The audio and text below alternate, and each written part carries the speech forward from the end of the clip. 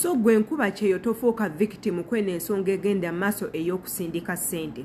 Gwe wenna ng'oli house manager oba oli mwana wa bulenzi naye nga oli Bulaaya nga gwe okimanyi osindika ssente e Uganda, saagala obeere victim. Ensonga z'okusindika ssente e Uganda zikyusekyuseemu era nga bangi kumwe mugenda kufiirwa ssente zammwe obutamanya means entuufu ez'okusindikamu ssente. Nga we mumanyi nti nno ebintu by'okusindika ssente byali byakyuka naye nga gavumenti yaleka tetuwadde enkola nnyangu ya kusindikamu ssente. Gamba oyinza okugamba kanzisindike ku Western Union n'osanga nga Western Union eri blocked, n'ogamba kale kansindike ku MoneyGram n'osanga nga MoneyGram omuntu gw'osindiseeyo okukozesa MoneyGram omunange gatali registered ku MoneyGram naye nga oyina kukola otya. Wano wennyini nga gwe tonaba kubanga oviewinga sooka omanye nze akuweereza nzaani. Amannya yenze Sheila Adita. Gwe ky'olina okukola kiri kimu, akade weekale eyo no notification bell gikoonemu bulungi nnyo. Buli video eneeba egenda kweno channel egenda kubanga ekutuukako, wabula ate nga akagambo subscribe nawo ko weekali katwale nga ka makulu nnyo nako kakoonemu munnange kagenda bbanga kakuyambako. Igwe wenna andabira mu bifo ebyenjawulo, I do appreciate imbagala nnyo baganda bange. Fiona ng'oli mu Saudi Arabia nkutumiddeko, weebale kunjagala, weebale kulikinga na commentinga. Teekako nammwe bestamationizo olunaku olwaleero, you never know nja kumentioninga olunaku oluddako nga mmaze okutegeera nti gwali nga nkutegedde nti mazima ddala waaka gwenteeka waneeno akunyumira era nga omuyigamu. Tuli ku nsonga z'abankuba kyeyo ez'okufiirwa ssente, okusindika ssente mu butanwa oba okusindika ssente ne bafundikira nga ssente zaabwe zigendedde bwereere.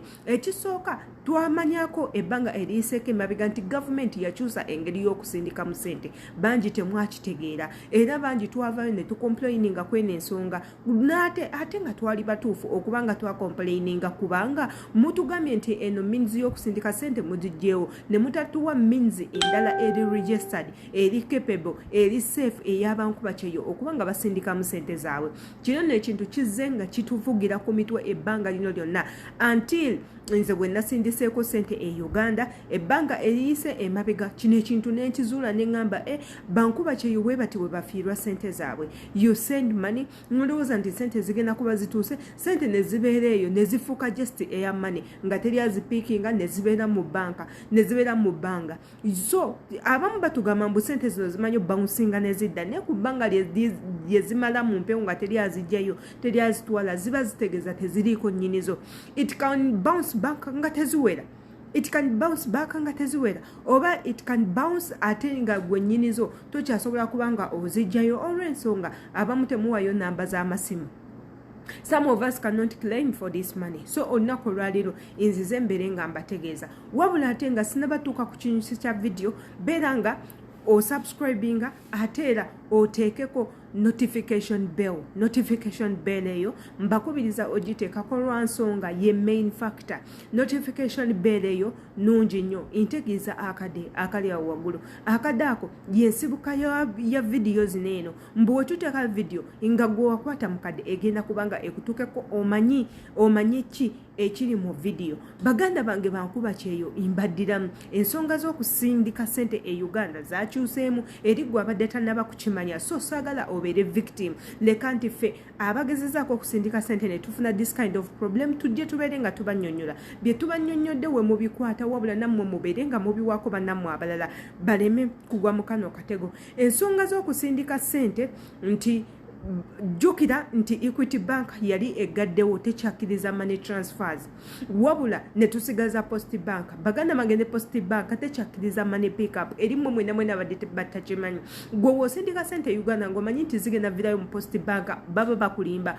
Post Bank tekyakkiriza money transfer, Equity Bank tekyakkiriza money transfer. The only way igwe okusindika ssente erina kuba via Western Union. Ate nga n'ennaku zino Western Union ebbeeyi yaayo ya waggulu nnyo kubanga banka zonna ezina money pickup zigende zibijjawo ebintu bino olw'ensonga banka zaffe ze Uganda zirimu obutabanguko banka zaffe ze Uganda zokka gy'osinkana banka nga eggaddewo eclosinze up sente z'abantu ne zifiirayo w'osinkana banka nga omuntu abadde ateekayo sente n'akeera ku makya okugenda ng'azeetaaga n'azisanga nga teziriyo nga gavumenti ezikozeseza wabula ng'ensonga gye bakuwadde obadde tozikozesa zibadde zituddawo nga tezikola ne tuzeewola ky'otamanyi nti oba mu kuzeewola zinadda nga ziwera oba zigenda gendera ddala ekyo nakyo tusiiba tukyebuuza wabula ng'ate eyo nga tovuddeyo mmwe mwenna abaagala okusindika sente mukimanye nti money pickup mu Equity Bank tekyali like before nga we twabagamba money pickup mu Post Bank munnange tekyali era tokikolera ddala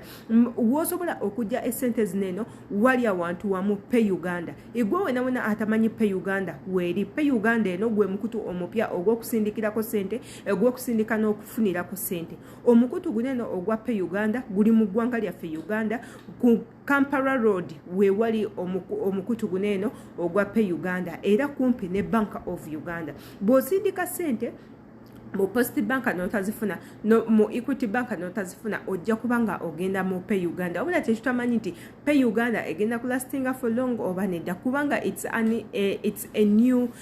new money pickup project kintu kipya wabula tekitamanyi nti oba kigenda tukolera oba tekitukolere nze nga Shila Adita sente zangu okuzifujjayo twayise mu buvubi bungi nnyo tutuuse eno ebintu bikyusemu tutuuse eri ebintu bikyusemu so gwe wena ayagala okusindika sente beera ng'okimanyi nti nno sente balina kuzijjayo ku Pay Uganda bw'oba nga tosobola ebyo byonna okozesa Western Union okozese bank to bank transfer yetya nti mukama wo sente agenda kusasula ng'azijja ku bank account ye ng'asindika ku bank account eyo no bank to bank ng'ajja sente ku bank account ye n'asindika ku bank account yo yeyo no bank to bank oba sekyo n'okozesa Western Union oba sekyo n'okozesa MoneyGram ate jjukira nti eno mu mawanga gye tuli Western Union munanga abantu bagyetanira nnyo era tekola nnyo woba omaze Western Union oba MoneyGram ekirala ky'osobola okuba nga okozesa